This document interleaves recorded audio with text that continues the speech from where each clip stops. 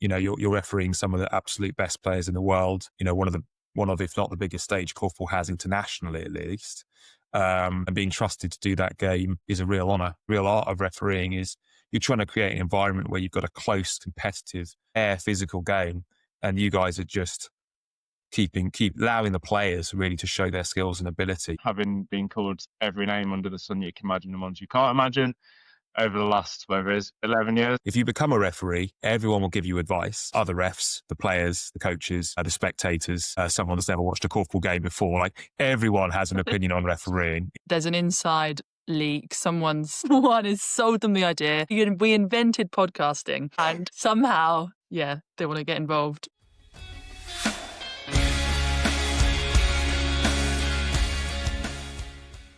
Hello, everybody. Happy New Year. Welcome to 2026 and welcome to episode number 13 of the For Korf's Sake podcast. I'm one of your hosts, James Sawyer, and I'm joined by the legend, Caitlin Fitzgerald. How you doing? I'm good. Still throwing around the word legend in 2026. Continue the lie. Episode 13. Hoping for better luck this time, though, with the recording, but excited to have this chat again.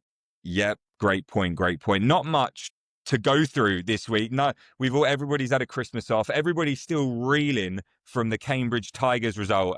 Still getting some flack for that, and I'm really excited to have a Cambridge Tigers person come on the podcast today. That'll be fun. Just to really dig the knife in. It's great.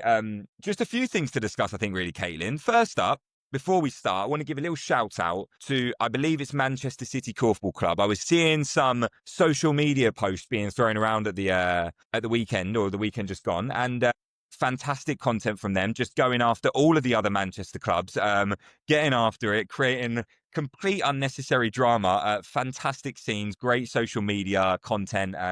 Loving that. I'm not sure if you've seen it, Caitlin. I've only seen a few bits, but definitely something I'm going to go and look at. I love a bit of shithousery online. So, props to them.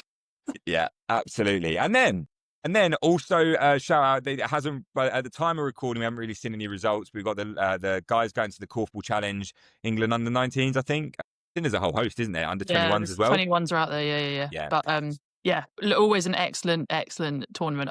One of my favourites. And there's also some really great senior competitions in the evening, which if anyone loves watching high quality, high standard Korfball, please definitely do watch. It's really fun games. Yeah, amazing. And then just before we crack straight into the introductions, Caitlin, we must address it. The rumours, the drama, the suspense. Rumour has it, the IKF, the International Korfball Federation, they must have seen what we're doing over here on this side of the pond, Caitlin. This side of the pond. They're creating, we have it on good authority, the IKF is creating a podcast. They are indeed. And fun fact, the name they chose had made the shortlist for what we potentially were going to call this. So very suspicious. There's an inside leak. Someone has sold them the idea. We invented podcasting, and somehow, they want to get involved. We own this space. So when they get the copyright claim, they best be prepared. We're hoping. Some good lawyers. Yeah, those Dutch lawyers better be good. We're hoping that we can steal some content ideas off them as well, which would be great. So all in, more collaboration the better. But anyway, should we crack straight on with the intros, Caitlin, and redo? This is episode 2 of the refs, because the first one went awry. So we're reshooting, the guests have kindly agreed to come on. Should we go straight into the intro and basically just record what we've done a couple of weeks ago, but hope that it works? Yes, please. Hopefully. All right, awesome. Let me bring up the intro. So first up, for the second time, starting his career, at the University of Southampton before moving over to Cambridge, where he now plays for Cambridge City. He is one of the best refs in the league and still seen as a prospect, despite the fact he's a bit of a legacy ref now as well. Much reffing done, incredibly high caliber, highly regarded, but alongside his Korfball reffing abilities, one of the things we're really keen to pick his mind on is he is an officially qualified football referee and a specialist. Is it a fourth official or linesman as well, Jack? Assistant referee, yeah, or linesman and all money. Linesman and all money, assistant referee. Yes, he is that as well, which is going to be really insightful to be able to draw on to experience for other sports. He has been part of the team officiating FA Cup fixtures in his past and has also refed under-18 Premier League games within football. And of course, he's done the promo and the playoff games within Korfball as well. So he's had his fair share of big Korfball games to bring to the podcast and to share insight on. We're super excited to have him. Very excited to have this conversation again, Jack. So thank you so much. And everybody, please join us in welcoming Jack Birch to the podcast for the second time. Welcome back. Yeah, thank you very much. What a generous introduction. Yeah. Was it better the first time or the second time round? I think you were slightly more positive the first time round, but I'll take it this time. Okay. Someone find the files. Find the files. They're gone forever. No. Okay. And joining him, a Cambridge Tigers icon. Helped them gain promotion to the National League 8 years ago. And has undeniable rebounding and playing ability, might I add. For those of you that have seen the Jeram Dawes YouTube videos, check them out. There's one for the bank. Not only an outstanding player, not only an outstanding coach, but he's also been part of the Tigers setup that has helped many juniors grow throughout the years. So he's got a lot of knowledge in that area as well, for those of you that are not aware. He has seamlessly transitioned into reffing and has reffed a multitude of very important games alongside reffing legend Steve Jones as well, might I add. Some of his accomplishments include reffing the IKF Champions League final, the European Korfball final, and the World Games finals. But as we said the first time, undeniably, his greatest sporting achievement is coaching me to my first ever National League appearance, which I How's that can going? No, yeah. He knows my kryptonite. The Tigers lot know my kryptonite, clearly. But no, cannot express how impressive that really was. But enough of the jokes. He's without question one of the best refs in the world, which is pretty cool to have him come onto our podcast and chat with us for a bit.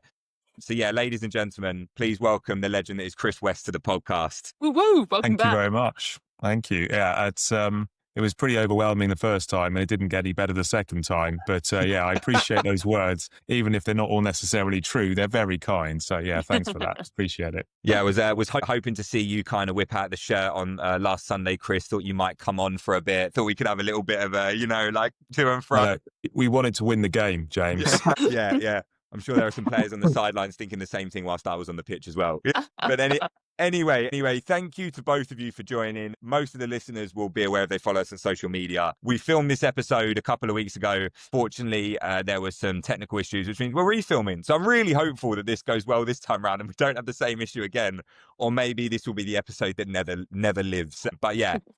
The last one was genuinely one of my funnest episodes I've ever recorded. It was the most insightful that I've ever had as somebody like listening and finding information out. So hopefully we can emulate that again. Would you agree, Kaylin? Yeah, I hope so. Firstly, thank you very much for agreeing to redo this.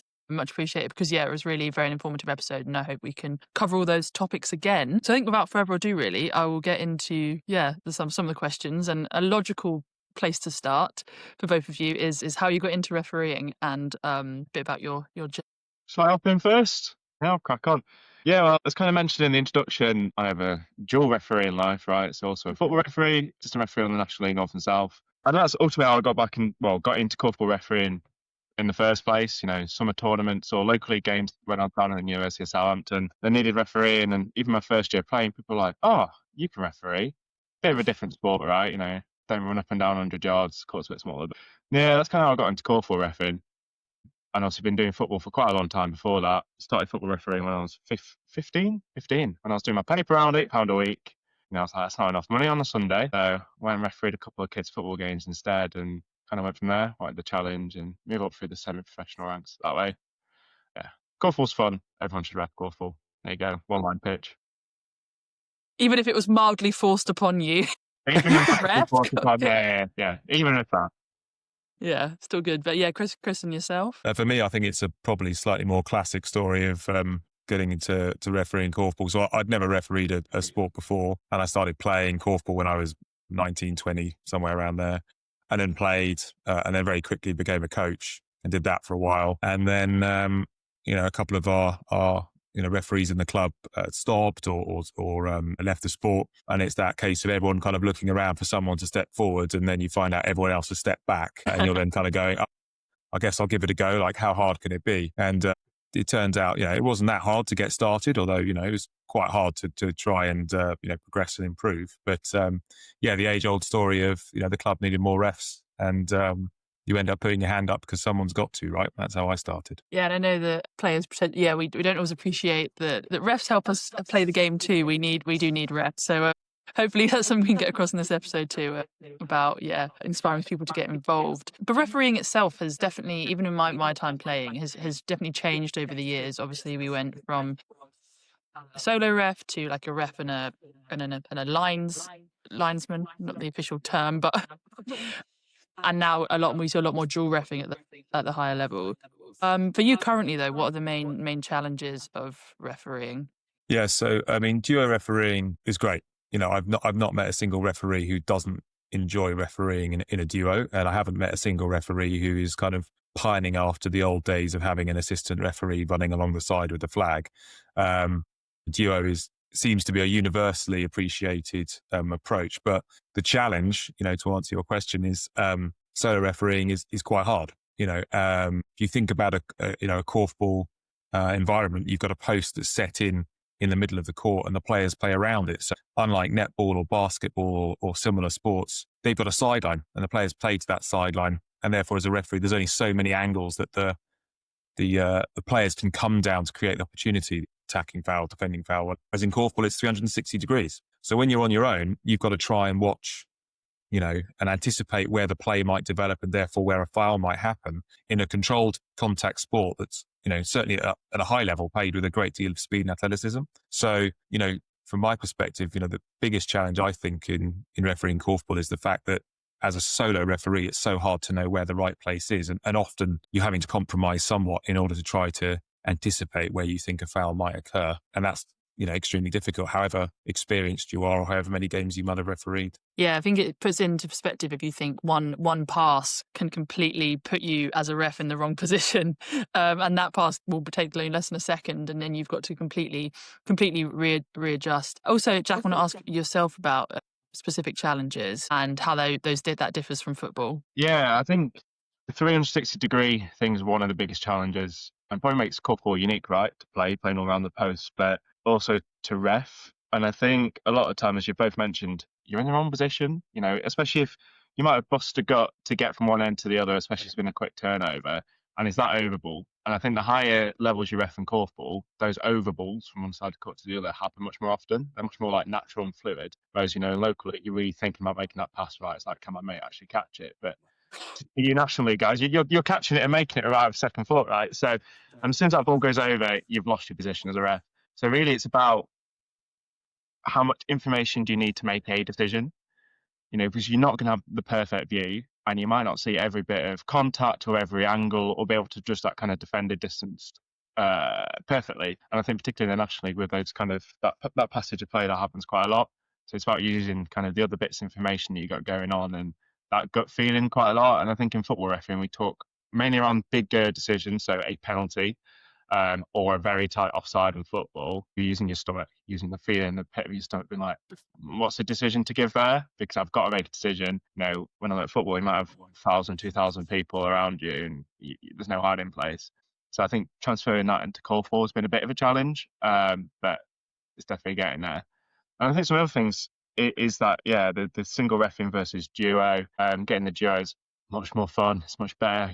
You're out with one of your mates, you're having a bit of a chat, you're figuring it all out. But actually, one of the biggest things in Korfball is those play with the hands, right? The fouls happen all over the place. So you've got to have a view, especially when you're on your own, of what's going on the hands and the body and on the feet for travelling as well. And sometimes that's really tricky. And when I've chatted to kind of refs at a local league level, and sometimes the advice you have to give to people is really basic about making it easier. It's like, well, how do you see travelling more? It's like, well, you got to think about it. You got to think, well, when a player's in this position, is the foul more likely to be with the hands or the feet? Well, probably if they're catching the ball, it's more likely to be with the feet. But yeah, seeing all that, particularly when you're on your own, really hard. Yeah, I think that really puts it into perspective, doesn't it? It's not just all the way around the post, but the whole body can be involved. And Korfball as well is a controlled contact sport, which is kind of quite an inherently ambiguous term. which I can imagine leads to some challenges. We actually had a question submitted about the increased physicality you see at a higher level and the real battles that go on, particularly under the post, and how, as a ref, do you manage that? Because you don't want to, or to correct me if I'm wrong, but if you go in immediately giving fouls, you haven't got much space to go, and you've got a whole game to manage. I'd love to hear a bit more about kind of that ambiguity, particularly around control contact and how you address those challenges. Yeah, I think it's a really good question, Kate. And I think, I'll start with, in lots of parts of the korfball world, that rebound action is called a battle or a duel or competition, and we're using all these words that basically describing, quite a physical contest. And that's no accident, and I think that's the direction that the International Korfball Federation, the IKF, wants korfball to go. They want it to be a game of skill, but they also want to see, a duel in the rebound position. So it's no accident if someone is saying, the game's getting more physical. There's an element of truth to that, I think, definitely. It's also a game where the rules are quite clear that the referee should be refereeing the game to the level and the skill and ability of the players involved. So, what you would accept in a match between two beginners playing recreational korfball, at a local level versus what you might accept between Belgium and Taipei in a senior semi-final. There's a great difference in the skill and experience and ability of those players, and therefore the physicality that you can accept and you can't will be different, and that should be okay, I think. In terms of what you're looking for as a referee, if you become a referee, everyone will give you advice. Other refs, the players, the coaches, the spectators, someone that's never watched a korfball game before. Like, everyone has an opinion on refereeing in all sports. And I suspect Jack will say that's true for football too, I expect. But, one of the bits that I was always told was, when it comes to physicality and contact, the post is the first place you've got to get control over, as a referee. That's your starting position, because that's where the most physicality will occur. So you've got to really invest in the rebound in the post early. And what you've got to do there is you've got to set a line for yourself of what you're happy with and what you're comfortable with. And the best way of doing that, if you can, is by talking to the players. If a player's, being completely out of control and physically pushing their opponent way too much, then obviously you may not be able to talk to them. You may just have to give a quick whistle and say, you can't do that. And, whether it's a free pass or a restart, depending on attacking and defending foul. But what you really want to do is use your voice. So you want to tell the players, that's okay, that's good. And you should give the players positive feedback as well as negative. You don't just tell them what they've done wrong. You also tell them what they've done right. And when they listen to you, you say, yeah, that's great. Thank you. I really appreciate you doing that.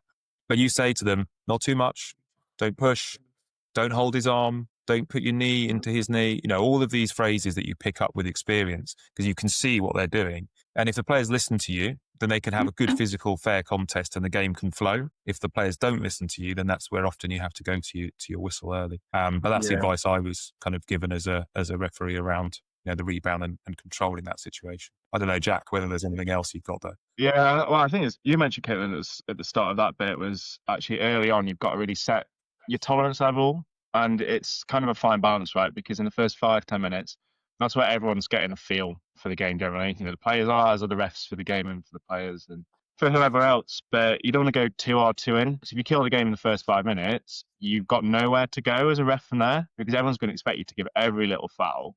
And as Chris said, in a National League game, or even some really competitive local league games that we have in the various local leagues in the country, like, you don't want that. You want it to be a competition. You want it to be a bit of back and forth and a bit of people challenging each other. So yeah, you've got to find that balance really nicely. And there's kind of two analogies we often use. So either the temperature, maybe from football, but we use temperature of a game. So if everyone's getting a bit like peppy each other, or there's a lot of little niggly fouls, the temperature's high, you've got to kill it, right? You've got to bring the temperature down so it's all nice in there. Or we also call it walking the dog. So if everyone's behaving very nicely, generally boys at the post and korfball, right? If they're behaving quite well, everyone else is behaving. You can let everyone have a little bit more. And if they're going up and one player gets their slight beforehand and there's a little bit of contact, but the game carries on fine, you might be like, fine, carry on, because everyone's behaving. If everyone's been a bit of a plonker, let's say, and you need to rein it back in, if the dog's misbehaving, you need to rein that lead back in and make it nice and tight, you'll do that. You can just give everything. And I've had games in lots of different sports where two people be misbehaving all the time. And I'm like, I'll just give everything against you and ruin your fun because I'm not enjoying it.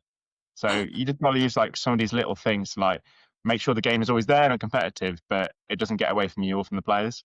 Yeah, I think that sums it up nicely. And I can see, like, obviously in the National League, a lot of this is solo. So you can make that judgment for yourself. But we see at all international tournaments and some National League games now, and definitely like the playoff finals, etc. We do have dual reffing. I would love to hear about what you love about it, because you've both already mentioned that you like dual reffing, and pretty much all refs do. But how you approach a game when you're working with someone else, and just talk us through how how you make decisions and all of that. I know it's still quite a broad question, but yeah, all thoughts on dual reffing, the pros, and then any challenges as well. Yeah, I think dual reffing is great. One of the main things is you're out with someone else. So if someone's having a go at you or things are a bit tight in the game, there's someone else to support you. And the kind of things we talked about, how you're not seeing all the decisions around the post, right, or around the court. You've got another pair of eyes. That's really good. And actually, I think the first couple of National League games I reffed ended up being duo. And it was quite a good way of introducing someone to that level. Albeit sometimes you do need to whack them in at the deep end, be like, here's a relatively challenging game on your own, go and manage it and figure it out. But actually a way of introducing somebody to that higher level, it's been really helpful. In terms of how I manage that with other refs, and obviously Chris has done hundreds of these kind of games by now with another ref. I've tipped up a few, but it's about kind of setting your working relationship and your pattern out nice and early. So also we have the headsets and we have the comms, right? So when you do your little walk, you test the headsets and test the comms, but you also have a bit of a chat beforehand. And so it'd be like really basic things, being like, who's going to keep score today? Who's better at keeping score? Normally it's the person that keeps score, because a lot of refs aren't very good at keeping score. So little things like that, but also you'll talk about, how are you going to make sure that you got all areas of the court kind of covered, and you're chatting. I think one of the challenges of dual reffing is those conflicting decisions that we do see sometimes, even in the National League, right? And I think, speaking from personal experience, it mainly happens when you've not worked with somebody that often before. And that's when it's happened to me. So I've had it happen, I don't know, 2 or 3 times. And often it'll be the first or the second time that I've worked with that person, because you're figuring that out, right? You can have a 10-minute chat beforehand and be like, we're going to approach the game this way. But actually, until you're both on the court with a whistle in your hand making decisions, it doesn't really play out. So yeah, that's one of the challenges, but generally that gets better. And when you get to know someone better, that's a lot easier. So one of the ways we might do that is by saying, I don't know, if you're closest to the decision, you might be the one that whistles it generally, right? But then if I see something that I'm further away, I might say to Chris or another ref, I might see a runner coming in and there's contact and there's a loss of a goal scoring opportunity. I might say to Chris, I might be like, pen. Just give him that information over the comms. And if he's like, yeah, you know what, it is a pen, or no, they've still got the shot away, just did a crap job, get on with the game, it kind of lets the person who's in a more credible position make that decision still. And actually, when people are looking in, that's something we talk a lot about in football, is that kind of credibility and who should be making a decision where. But by having those headsets, you can kind of get around that and maintain that a bit better.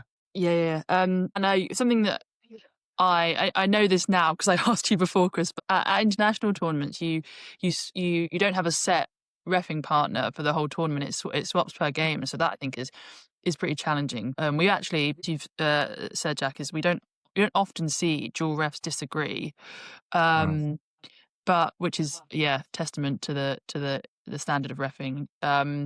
But yeah, I just want to know, Chris, a bit about your kind of experience internationally with dual reffing, and any other thoughts on the topic. Yeah, so I think refereeing on your own, which is what we do most of the time in England, is quite an isolating experience, right? And I completely agree with what Jack's just said there, that everyone else has a team, right?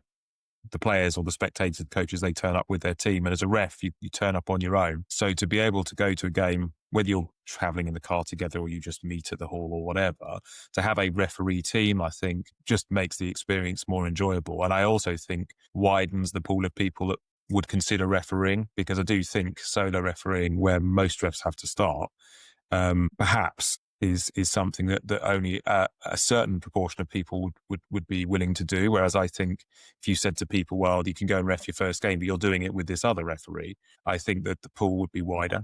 So, I really think Dio's fantastic for that reason too. I mean, internationally, I'm incredibly privileged because, one of the requirements to be an international referee is obviously you have to be able to referee the game to a certain level. But the second one is you have to have a sufficiently good level of conversational English to be able to referee in a duo together, right?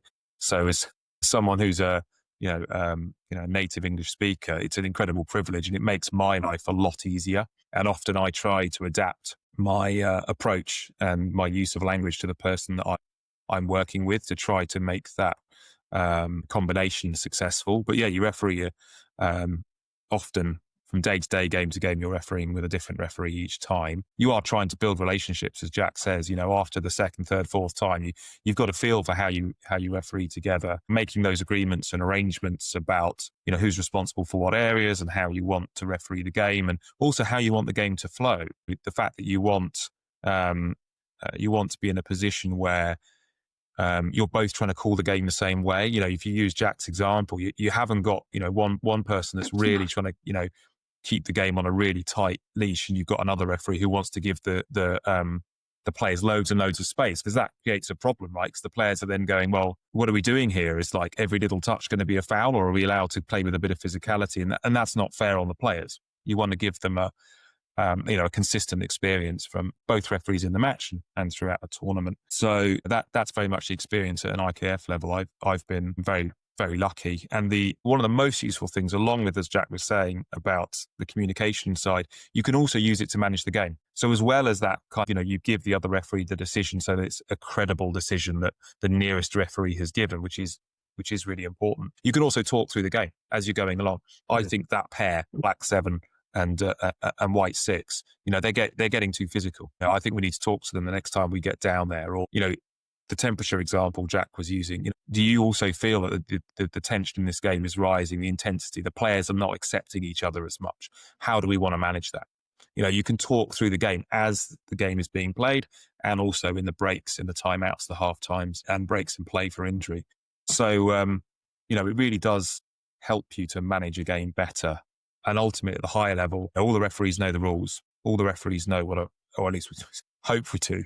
Hopefully, know what decisions you're trying to give. I think, from what I've been, what I've learned and what I've been taught is, the real art of refereeing is you're trying to create an environment where you've got a close, competitive, fair, physical game, and you guys are just keep allowing the players really to show their skills and ability.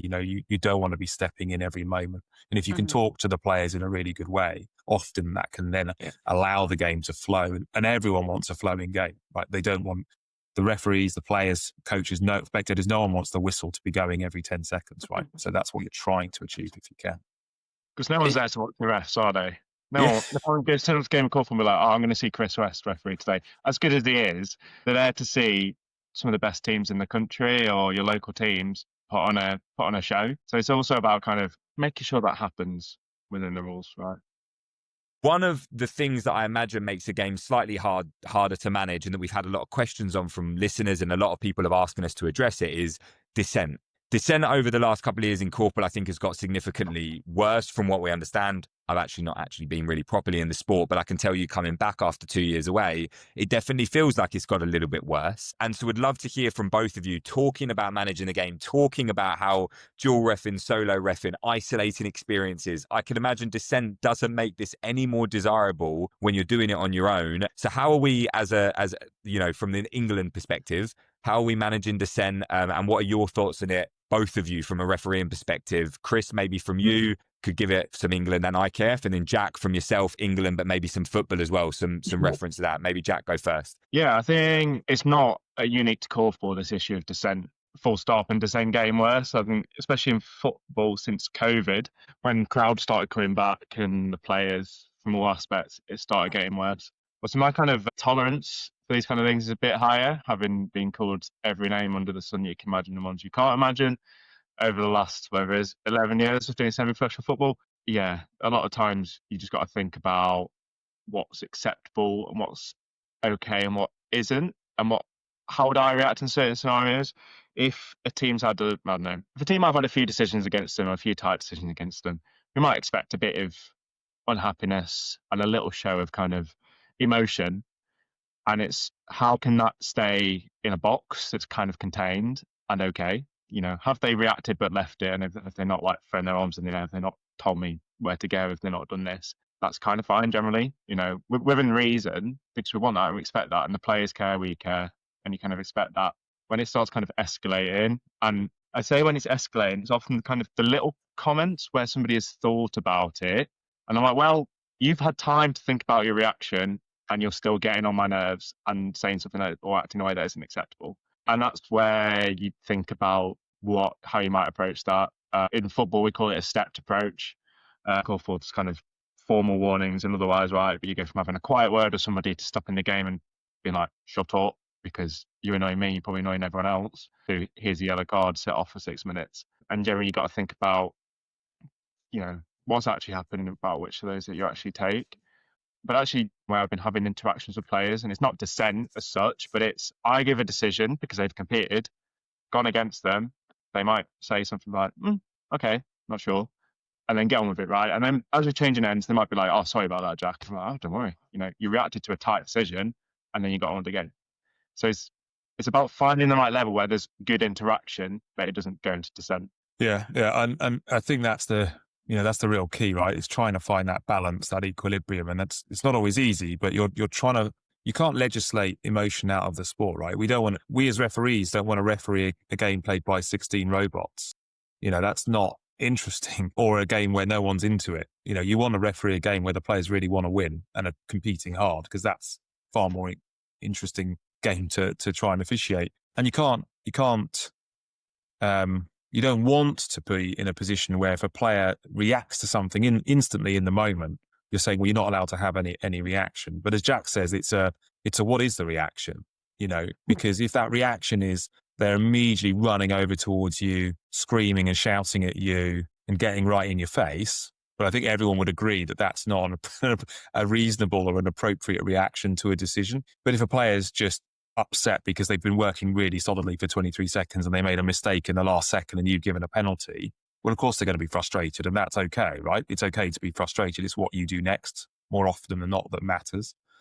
One of the ways I always try to explain it to certainly newer referees is you think about how many decisions you make in a game as a referee, and you think about how many decisions a player might make in a game. How many times does a player miss a penalty, they throw the ball to the opposition, they shoot at the wrong time, they misstep and they allow their attacker to run past them. You think about the number of mistakes a player might make. As a referee, you're trying to not make any mistakes, but of course you will. Of course you'll get something wrong. We're only human. And so it's understanding that, the referee is certainly not out to get you, and the referee is not trying to make a mistake, but sometimes they might not. But you have to treat them with respect at all times. Jack talks about football. I mean, I came from rugby, right, which has a slightly different culture around communications with the referee. You talk back to the referee and they either march you back 10 meters and then you have another pop and they march you back another 10 meters, at which point your teammates are grabbing you and getting you as far away from that ref as possible. And I don't expect korfball to be like rugby. It's a different sport. But that's where I came from. But similarly, the rules of korfball are very clear. I mean, like little pop quiz, Caitlin, James. Who between all 8 players on the court, the coach and the subs, is allowed to talk to the referee? Everyone. All 8 players. Captain. Just the captain. In a reasonable way and not too often. So we as referees allow more than that. And I think that's okay. And I would encourage referees to allow that communication, because I think it gets us to a better place. And it's exactly what Jack was talking about. Those games where you're having good interactions help the players understand what you're seeing and what you're looking for, and therefore they can adapt their game and the game can flow and be better. But it can't be after every decision, and it can't be, every little thing. And I've refed games where it's like every other decision I've given, I've had a player on one of the teams after me about it. I'm 15 minutes in, it's like you've questioned how many decisions. Like I'm sure I might have made some mistakes, but I really, I probably haven't made that many unless I've had an absolute shocker. And even if I have, you still need to treat me with some level of respect, right? Even if I am, getting everything wrong, I'm the ref you've got. So getting after me isn't acceptable. We could talk about it afterwards in a reasonable way, but, it can't be incessant. And I think Jack's right. It's the little bits, the chipping away is often just as bad as the big, the big demonstratively unacceptable reaction or for interaction. Yeah, and I think the number of decisions referees make in a game is something that people just don't comprehend. And I think you can't comprehend that really until you pick up a whistle and referee a game of Korfball. So it's actually not a surprise that we get one or two wrong, right? And we work, generally the national match, we work pretty hard. We are watching the same videos that you're watching back, watching our own games, watching other people's games. You see the length, some of the WhatsApps I get from Chris of positive and constructive feedback after some of the games he's watched for our ref. We're working really hard to be as good as we can, but we make mistakes, right? And I'm not sure how many decisions we make in Korfball, but in football, a Premier League referee makes 200 to 250 decisions a game, right? And that's quite a lot. I'd say in Korfball, it's probably not fewer than that, and it could even be more than that some games, right? When you think about you're watching the catch, the body, the feet almost all the time for any player with the ball. So yeah, a bit of sympathy and a bit of kind of empathy for all participants in the game, I think is needed. And ultimately, it's like, whose responsibility is it to drive that? We as referees do, right? If there's an incident of dissent, we have to respond to that. We can also be proactive in the games, chatting to players, little words, stuff like that to kind of keep everything nice and down there. But yeah, it's not just on referees; it's on other senior people in the game, right? And both Chris and I are relatively senior kind of figures in our clubs, and actually, I'm a ref at the top level. I don't want my teammates to be getting in trouble with the ref because it doesn't necessarily reflect on me, but I feel like it might reflect on me, right? If I'm playing that game and my mate's having a pop at the ref. Yeah, being proactive, regardless of our roles in the game or in that game, to actually keep things sensible and respectful. Yeah, that's really great insight from you both, and I really appreciate the detailed answers that you've given. We've had a couple of suggestions around various other tools that could be used to manage dissent, and one thing that came up was conduct penalties. So yeah, penalty given usually for the denial of a goal scoring opportunity, but in this case, do you think they could be a useful for managing conduct and behavior, or are you kind of not really for that? Yeah, we don't have to answer that. No. No, I'm just thinking about it. Yeah. I think it's an interesting idea. I think it's the basketball has that concept, I think, right? Of if you technical foul, right? Yeah. If a player does something unacceptable and the referee gives a technical foul, it's a free throw, and then the ball to that team, right? I think it's an interesting one, right? I mean, I think, to be honest, I'd probably want to see it and see it used in anger, and then I'd probably be more able to form an opinion, I suspect, because a goal in Korfball, I think, is more valuable than a point in basketball. If you think whatever the average Korfball score is, I don't know, let's say 25 all, in the average NBA game, it might be 100 something. Yeah. On that basis, a Korfball goal is worth 4 times what a basketball point is. So it could be highly influential on the outcome of a game. And would we want that? I don't know. Maybe not. I think it would be very interesting to see, though. Trial it and see how it works. Yeah, I think for anyone who's been involved in kind of like grassroots football, like amateur football on a Sunday, we've had sin bins for dissent for a few years, which is okay. But then the person who gets blamed when a team concedes when they're down to 10 players for 10 minutes isn't the one who had to go at the ref. Ultimately, it's the ref putting them off the pitch for 10 minutes.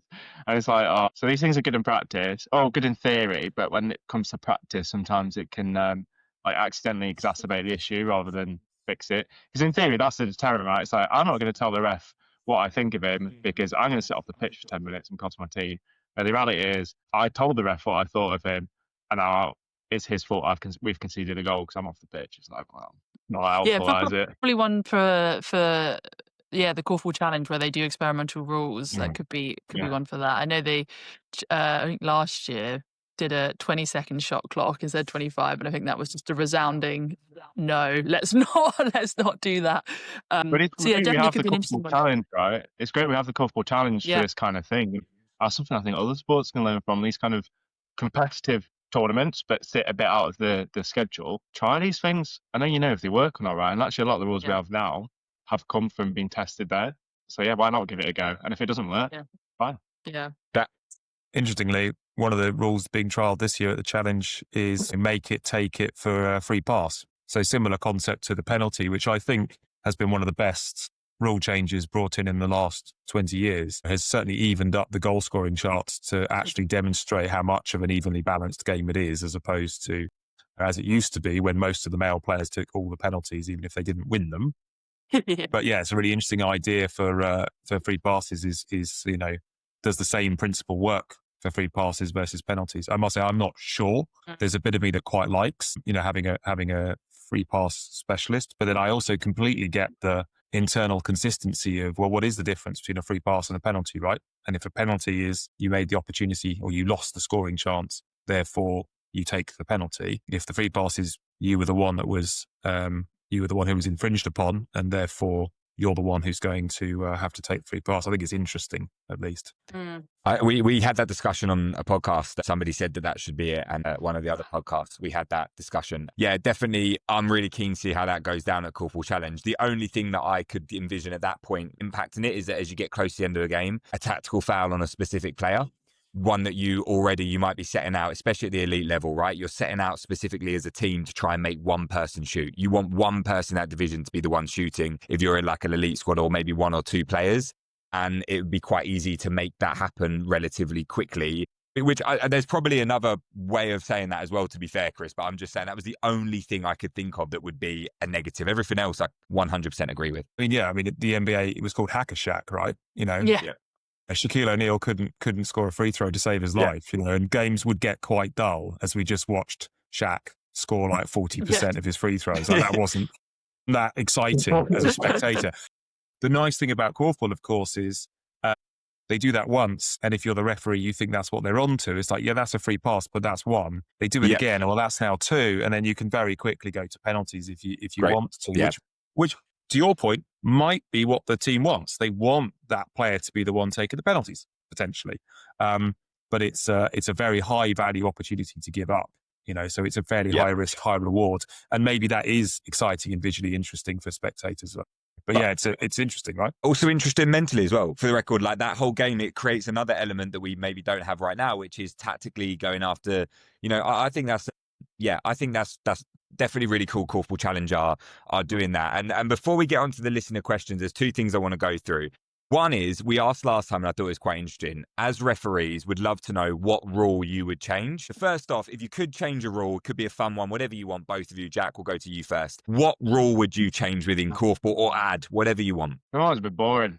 I think I'd just get rid of diving on the ball. I have thought about it since we last recorded it, and I know I gave that answer last time, but it is the one it doesn't really add that much other than a couple of yellow cards over a season, probably, where somebody misjudges it and causes a bit of danger.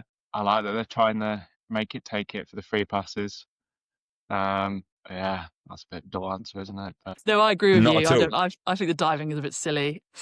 Could be a bit much. I'm gonna cheat, and I'm gonna say I'd like them to make the rule change that they trialled at the satellite final, I think it was, in Lisbon in November or December. Anyway, before Christmas, with the restart rule. So the rule change there is the 4 seconds goes away. The team that doesn't have the ball are allowed to mark, and the game just continues. And actually, for me, that concept that, okay, there's been a small foul, we can just give the ball back to the correct team and just carry on the game. I actually think that's visually more interesting and also simplifies the rule book. And I'm not really sure the value that having a 4 second break and a 2.5 meter space gives the game. For me, I'd rather we just played, and I think that hopefully will come in, because I think it will make the game better. So I'd like to see that come in. Yes, good choices. I think something that anything that can kind of help the game flow. I think I'd be all for, really. But yeah, we've spoken a bit about the challenges of reffing, some dealing with dissent, but I also would love to cover your kind of personal reffing highlights, because I know you've both been doing this for quite a while. You must get some enjoyment from it as well. So Jack, love first from you. Why you love reffing and any personal highlights? I think the main thing about reffing is I'm getting to do it at a level I didn't get to reach as a player, and I won't get to reach now as a player, really, realistically. Getting to share the court with like the best players in the country, and having earned my way through a different path, but getting to do that, when you see some really cool goals in your front row seat as a ref, you're like, oh, yeah, that's right. You know, when you see some of the nice like moves in the National League, you're like, oh, it's quite good. I've got quite a good view of this. I go back and try it at training, don't quite work the same way. But yeah, and I think definitely the highlights are 2 Premier League finals that I've done the last 2 years. You know, we get little crowds at Korfball games, right? Especially if you kind of a club with a few sides and you might have a few games in a row and people stick around to watch, but actually doing it in front of crowds is better. And you get a nice little atmosphere in the sports hall when there's a few people shouting and cheering and giving you a bit of a boo sometimes as a ref. But yeah, it's really nice. They've been really nice occasions because, you know, those players, when they're looking back in 20, 30 years on their Korfball career, they're going to be the highlights playing at, you know, a place like the K2 or wherever. Like, yeah, they're going to be looking at with fond memories to kind of be part of that and make sure the game happens well and is good for people to watch and take part in. It's been a real privilege. So yeah, that was great fun. And yeah, Chris, yourself. Yeah, for me, I mean, I think there's probably two reasons why I really enjoy refereeing. You know, I've been really lucky. I've had a lot of support and mentoring and coaching, you know, along the way. And once you get to referee at the kind of the national finals like Jack was describing, and if you're then lucky, you know, privileged enough to represent England as an international referee, then opportunity to work in a referee team, you know, with a group of referees is a real. It's really fun. You know, it's really enjoyable to be able to have a team of refs that are working together. And then kind of, you know, from a more personal perspective, you know, I enjoy the challenge of it. You know, you have good days, you have bad days, just like you do at anything you do, I suppose. But the challenge of, you know, you want to turn up, you want everyone to basically just have no comment on the job you did. You know, for me, that's a job well done. I mean, sometimes you will get people say, hey, you know, I thought you reffed that really well. But actually, you know, you want to be completely unmemorable. The players had a really great game. They came away from that going, yeah, both teams felt like they competed well. You know, for me, that's success. Even if I made some mistakes, even if I perhaps, you know, was in the wrong position at some times or didn't handle a player perfectly, if they came away from that and they're completely focused on the game they've just played rather than on you, then for me, the challenge of trying to do that is my goal. It's not always possible, but it's what you're aiming for. In terms of personal highlights, it's quite hard to look past, you know, the privilege and honor of being appointed to do a World Games final. You know, you're refereeing some of the absolute best players in the world. You know, one of, if not the biggest stage Korfball has internationally, at least. And being trusted to do that game is a real honor. And, you know, your goal is to try and allow that kind of showpiece final to be delivered in such a way that, you know, external people watching the sport are thinking, hey, that's a really interesting, dynamic, fast-paced sport, and you're trying to help ensure that happens, rather than, you know, the last thing you want is for them to be talking about the referee. You know, your goal is to be able to get through that game and talk about what a great sport korfball is when played at that level. So for me, that was a real highlight. Yeah, no, I think it's also just really important to highlight the benefits of refereeing, and ultimately, you just get to be involved in a sport we all care about, and that front row seat thing, Jack, is a good shout on that. Like, you still get to kind of be in the action and have that responsibility. But we've also had as well a lot of questions submitted in, which are a bit more fun too. And I will get into those now, I think. So, and then we'll finish, I guess, we'll talk about how people can get involved in reffing too, because we definitely want to promote that. So what foul do you get called for most as a player, or did you? Traveling. I've got a bit of a reputation amongst my teammates of running around on my tiptoes a lot. Gets me off balance. That's travel. I got called a three the other day, and I was like, yeah. I threw the ball up before the ref even blew. I was like, yeah, I've taken about 5 steps there. And that was about me. Yeah, for me, despite James's efforts to try and suggest I was an outstanding player, which I just want to get on the record and say I was average at best on a good day. The difficulty for me was when we got promoted to the top league, and 5'11" and I don't know 12 stone soaking wet. I was having to rebound against some quite big lads because my skill set wasn't really in the kind of the scoring shooting area. It was kind of like mixing up at the post. So by far the thing I got whistled for was pushing way too much, or just the dark arts around the basket, because it's the only prayer I had of collecting the ball back. If I was competing straight up with Blake Palfreyman, who has to be mentioned, I've heard on this podcast every single time. I've got no hope about jumping that guy. So the only way I can win it is if I somehow keep him on the ground and I somehow go and get it, right? So yeah, that was my foible, definitely. The dark arts around the post. Yeah, you gotta. It's a nuanced one, isn't it? And at the National League, there's definitely a lot more of it. When you go out there and you figure it out, a few people dive into the ground upon very little contact, and then other times just absolutely going for it. I hit Tom Coslett with that this week. Or last week just gone. He gave me a tiny nudge in the back. I realised I wasn't going to get the ball, so sort of just threw myself forward, blew up, and I thought, "Come on," He's a filthy diver. Occasionally. Yeah, occasionally you get away with one or two, and but also then it goes wrong. But no, love that. Would love to know as well. Let's see how this goes down. One of the main questions we got asked was the reception to the white card. And for those of you that aren't aware what the white card is, the white card is given for good sportsmanship. So a referee is deemed to display a white card when a player has done something sportsmanlike. It was brought in, I believe, for the satellite tournament. I believe one was given, but yes, it's been mixed. In my group chats, it's being referred to as the wet wipe card, but certainly not had a great representation from the group chats I've been a part of. But trying to be positive, what benefits do you see it bringing to the game? Yeah, it's a very it's an interesting idea, and it's one that I think originates from Portugal originally, and I don't think is used particularly widely in other sports at the moment or in other countries. I think we could all agree that sportsmanship is absolutely a good thing. And I think recognizing that and encouraging that are absolutely values that we should all ascribe to. I think the idea of using a card to signify that is certainly an interesting one. Whether it's the referee's place to do that or not, I think is an open question. Whether or not that could come from a different official or whether it's something that's announced after the game.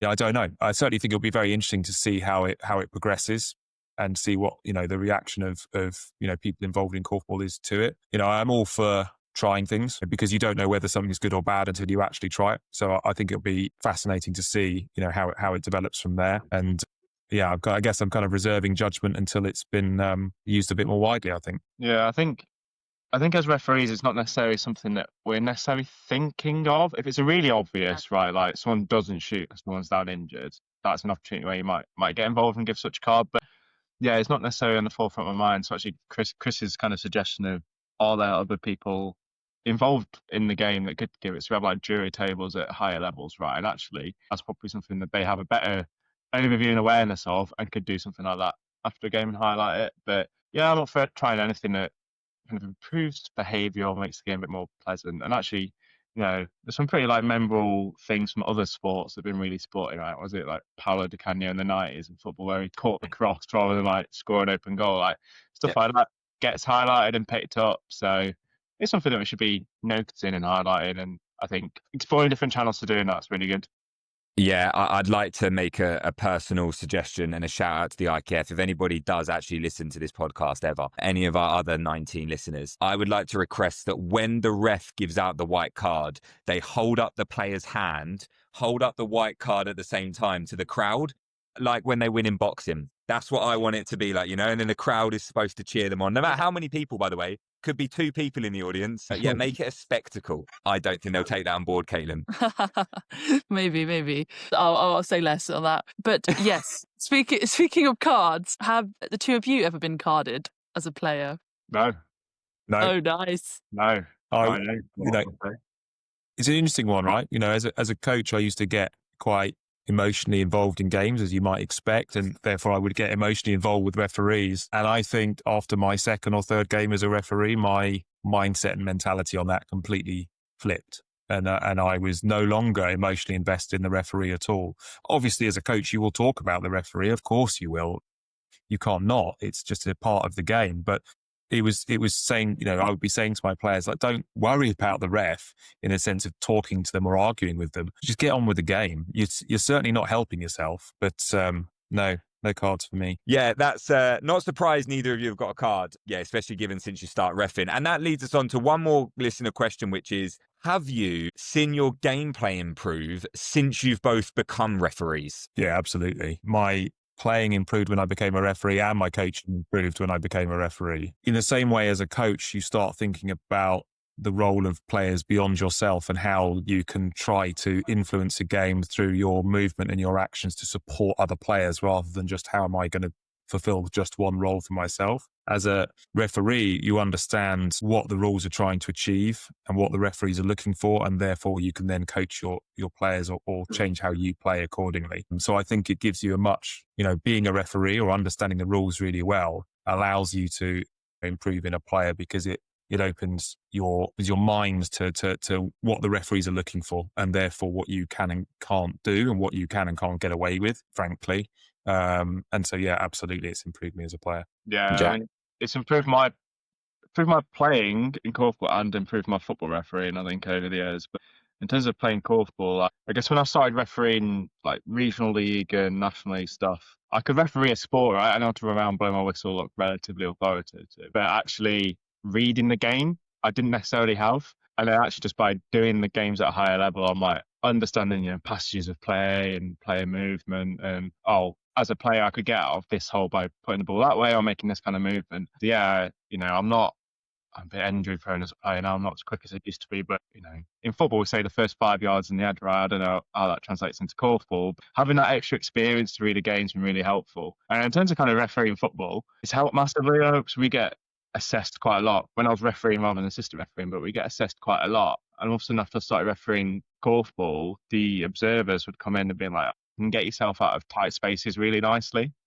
Because korfball's like so small, you got to keep out of the way all the time. Actually, on a football pitch, when I was getting a bit cut up in the middle, I could make little movements to get out. So actually, yeah, just being involved has helped me out massively in various roles. Yeah, I think that leads quite nicely into a little segment we can just kind of speak about how people can get involved in reffing, and potentially what clubs can do to get more people involved. I think, Chris, I'll start with you on this because I know that you do have involvement in refereeing recruitment and stuff like that. Yeah.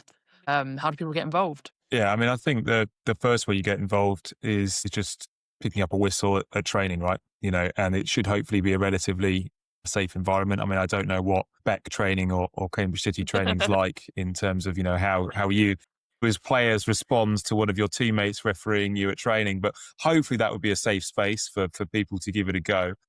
Ideally, you'll get a more experienced referee perhaps to shadow you or to kind of just watch on the side for 5 or 10 minutes and then kind of talk through a few bits, give you some pointers and tips.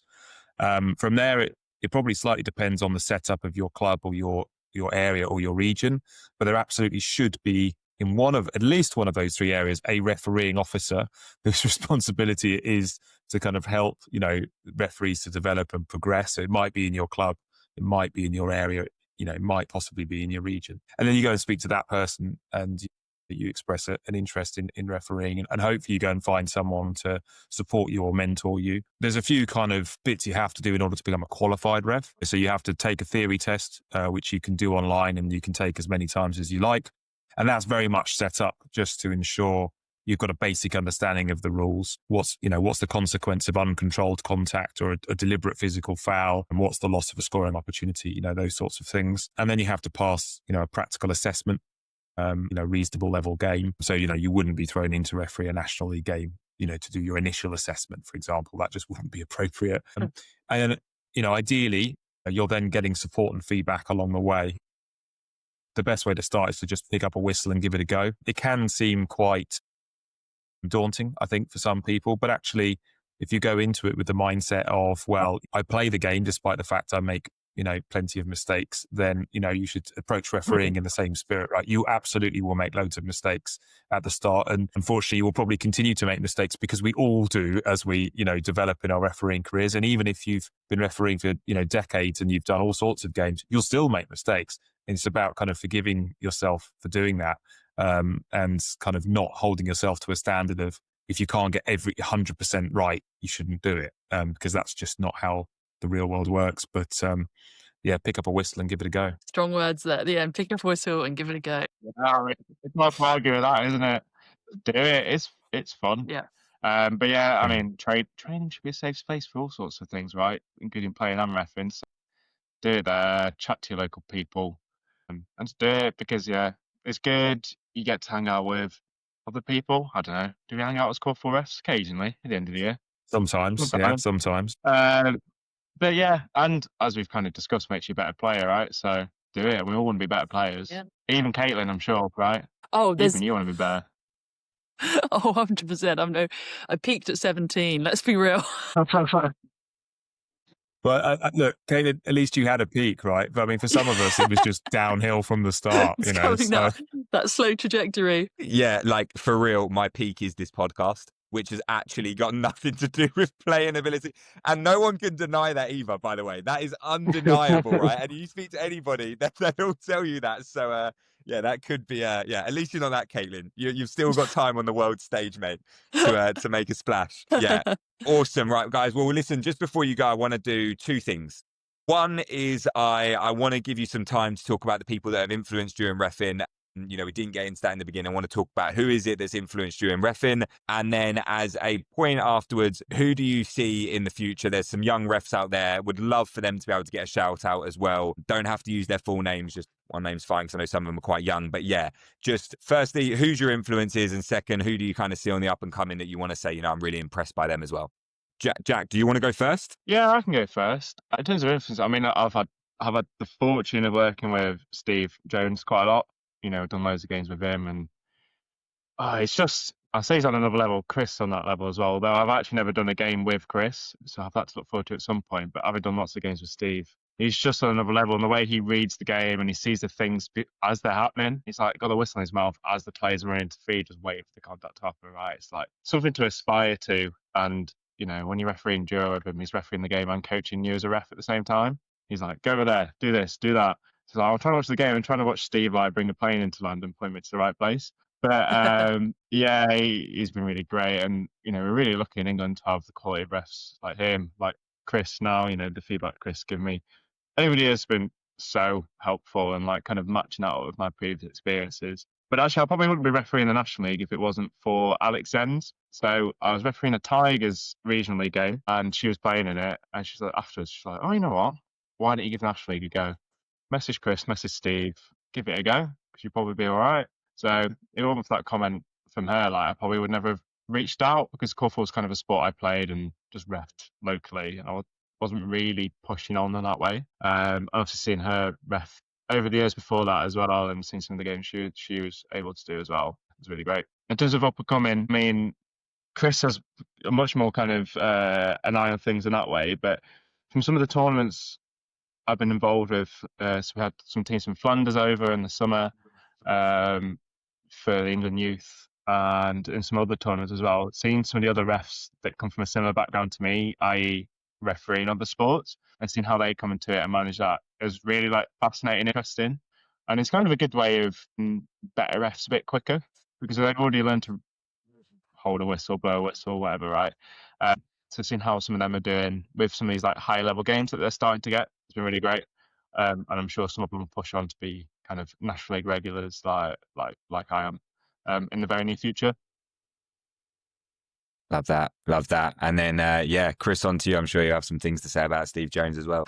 Yeah, I think it might come up. But I'll just start with we've been incredibly lucky in England now and Great Britain formerly before the kind of the demerger to have a lot of very good referees. You know, there's an awful lot of Korfball World Championships refereed by British or English referees. Actually, you know, we've got such a strong tradition of referee development that we are one of only 3 associations, along with the Dutch National Federation and the Belgian National Federation, that have a recognised, you know, referee development program by the International Korfball Federation. You know, and I will absolutely cannot name everyone who's had an influence on me and supported me.